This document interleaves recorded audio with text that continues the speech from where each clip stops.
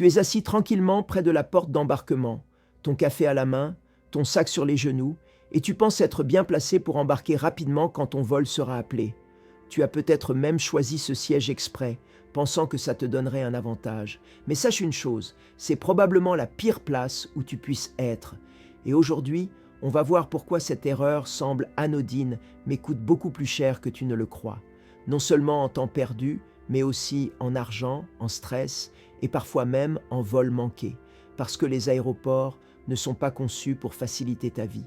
Ils sont conçus pour te garder dedans le plus longtemps possible, t'inciter à dépenser de l'argent là où tu n'avais pas prévu et te faire accepter des conditions que tu aurais refusées si tu avais su. Les compagnies aériennes et les gestionnaires d'aéroports travaillent ensemble comme un seul grand système de manipulation où chaque détail est pensé pour influencer ton comportement. Et si tu ne connais pas ces règles cachées, tu deviens leur victime idéale. Alors imagine-toi dans cette situation. Tu arrives à l'aéroport avec 2 heures d'avance, ton billet électronique à portée de main, ton passeport vérifié 3 fois, ton bagage cabine parfaitement dimensionné. Tout semble sous contrôle. Tu trouves une place près de la porte d'embarquement, tu t'assois, tu attends calmement, fier de toi d'être arrivé à l'heure. Mais ce calme apparent cache une vérité bien différente, parce que cette place près de la porte, elle n'est pas faite pour toi, elle est faite pour eux, pour que tu restes là, immobile, pendant qu'autour de toi, les boutiques affichent leurs promotions, les restaurants servent leurs plats à prix d'or, et les publicités hurlent que tu peux améliorer ton voyage si tu pèses un peu plus. C'est une forme de manipulation psychologique très efficace parce qu'elle joue sur notre tendance naturelle à vouloir profiter d'un cadeau. Mais il y a une façon de contourner cela et elle commence par comprendre comment fonctionne leur système.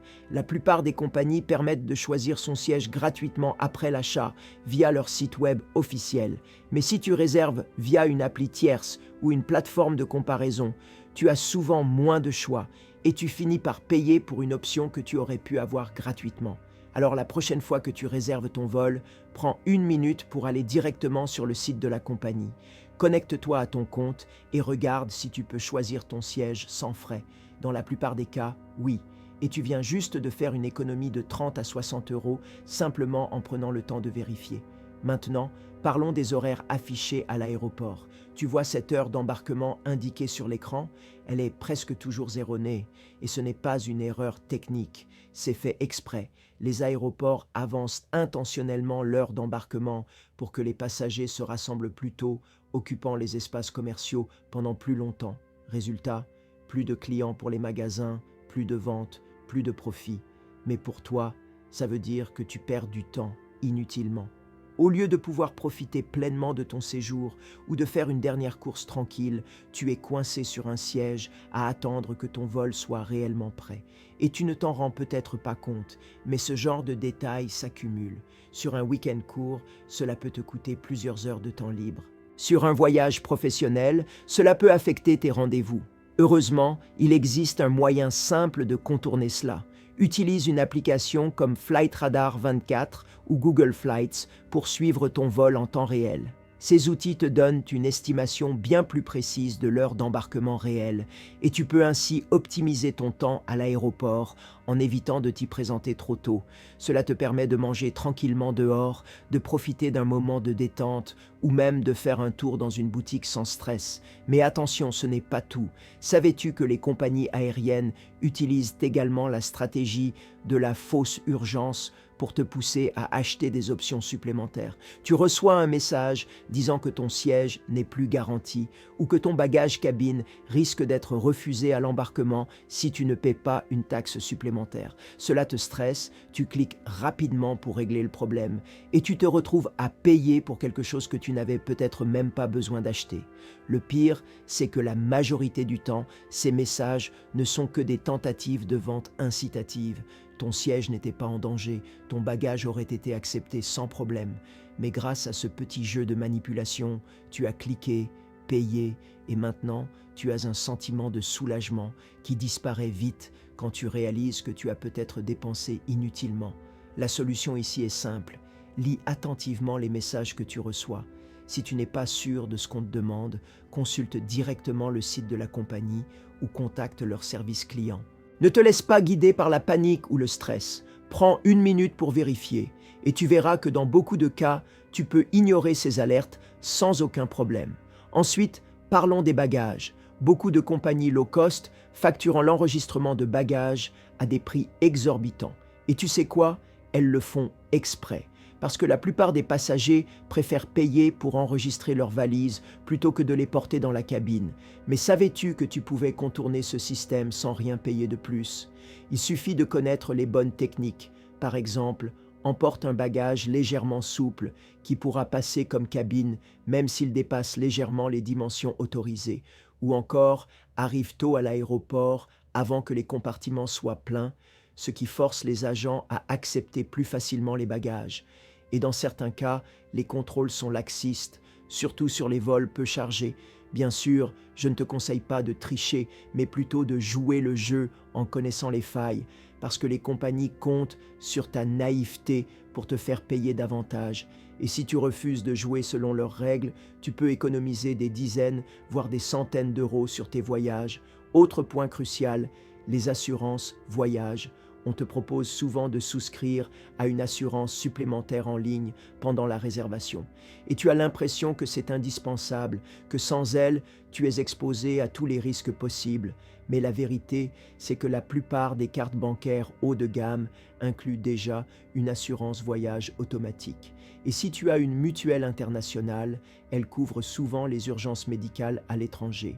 Donc avant de cliquer sur « Oui » pour une assurance supplémentaire, vérifie ce que couvre ta carte bancaire, lis les petites lignes, compare les garanties et décide en connaissance de cause. Parce que cette assurance proposée pendant la réservation, elle est rarement la meilleure option. Elle est juste celle qui rapporte le plus à la compagnie. Et puis, il y a aussi cette fameuse technique des nuits gratuites. Certains passagers ont découvert qu'en annulant un vol à la dernière minute, puis en le réservant à nouveau, ils pouvaient obtenir une nuit d'hôtel gratuite offerte par la compagnie en cas de retard imprévu. Bien sûr, cela ne fonctionne pas à tous les coups, mais c'est une astuce que beaucoup utilisent pour maximiser les compensations. Encore une fois, il ne s'agit pas de tromper personne, mais de comprendre comment fonctionnent les systèmes de compensation et comment en tirer profit légitimement. Parce que si tu ne le fais pas, quelqu'un d'autre le fera à ta place. Mais revenons à un point fondamental, la nourriture à bord. Tu as sûrement entendu parler de ces repas vendus à prix d'or, alors que les mêmes produits coûtent moitié moins cher dans un supermarché. Et pourtant, tu finis par les acheter, soit par commodité, soit par nécessité. Mais savais-tu que tu peux apporter ta propre nourriture dans l'avion sans restriction particulière? Tant que ce n'est pas liquide, au-delà des limites autorisées, tu peux emporter autant de snacks que tu veux. Et cela peut te faire économiser des dizaines d'euros sur un long vol. Imagine un vol de 12 heures où tu achètes 2 repas à 15 euros chacun. Ça fait 30 euros pour des plats souvent médiocres. Avec un peu de préparation, tu peux remplacer tout cela par un sandwich maison, des fruits secs et quelques barres énergétiques. Et tu viens de faire une économie significative sans perdre en qualité. Et si tu as des allergies ou des restrictions alimentaires, c'est encore plus important de prévoir ton propre repas. Parce que les options spéciales proposées par les compagnies sont souvent limitées, mal cuisinées ou carrément absentes. Donc autant prendre les devants et apporter ce dont tu as besoin. Un autre point surprenant, les taxes cachées. Tu regardes le prix affiché d'un vol et tu penses savoir combien cela te coûtera. Mais en réalité, ce prix initial est souvent incomplet. Les taxes, les frais de dossier, les frais de paiement, les frais de bagages, tout cela s'ajoute discrètement et au final, tu paies bien plus que ce que tu avais prévu. C'est ce qu'on appelle le pricing flou, une technique marketing très utilisée dans le secteur du voyage. Elle consiste à afficher un prix bas, puis à ajouter plein de petits frais invisibles pour gonfler le total. Et comme tu es déjà engagé dans la réservation, tu continues, même si le montant final te surprend. Pour éviter cela, utilise des plateformes transparentes qui affichent clairement le prix total dès le début. Et si tu trouves un prix trop beau pour être vrai, méfie-toi. Il y a de grandes chances qu'il cache plein de petites surprises. Parlons maintenant de la location de voiture. Tu arrives à destination et tu as besoin d'un moyen de transport. Tu te diriges vers les bornes de location, tu compares les prix et tu choisis celle qui te semble la plus abordable. Mais une fois sur place, Surprise, les tarifs affichés ne comprennent pas les taxes locales, les assurances obligatoires ou même des frais de jeunes conducteurs. Encore une fois, le principe est similaire à celui des billets d'avion. Attirer avec un prix bas, puis faire grimper la note finale. Et si tu veux vraiment économiser, la solution est simple. Réserve ta voiture à l'avance, depuis ton pays d'origine, et opte pour une formule tout compris. Tu gagneras souvent 30 à 50% sur le prix final et tu éviteras les mauvaises surprises. Et puis, il y a aussi cette pratique qui consiste à te faire payer pour un siège spécifique dans l'avion, alors que techniquement, tu as droit à un siège gratuit. Beaucoup de compagnies vous demandent de payer pour choisir votre siège, mais si tu ignores cette étape, elles vous attribuent un siège aléatoire, souvent confortable et parfois même mieux placé que ceux disponibles à la réservation payante. Donc si tu veux vraiment économiser, ignore cette option pendant la réservation. Laisse la compagnie choisir ton siège et découvre-le au dernier moment. Tu seras peut-être surpris de tomber sur un siège central, certes, mais dans certains cas, tu obtiens même un siège côté hublot ou fenêtre sans avoir dépensé 1 euro. Mais revenons à un point capital, le Wi-Fi à bord. Tu as peut-être déjà essayé de te connecter à Internet pendant un vol et tu as vu les prix exorbitants, 10, 20, voire 30 euros pour une connexion limitée, souvent instable.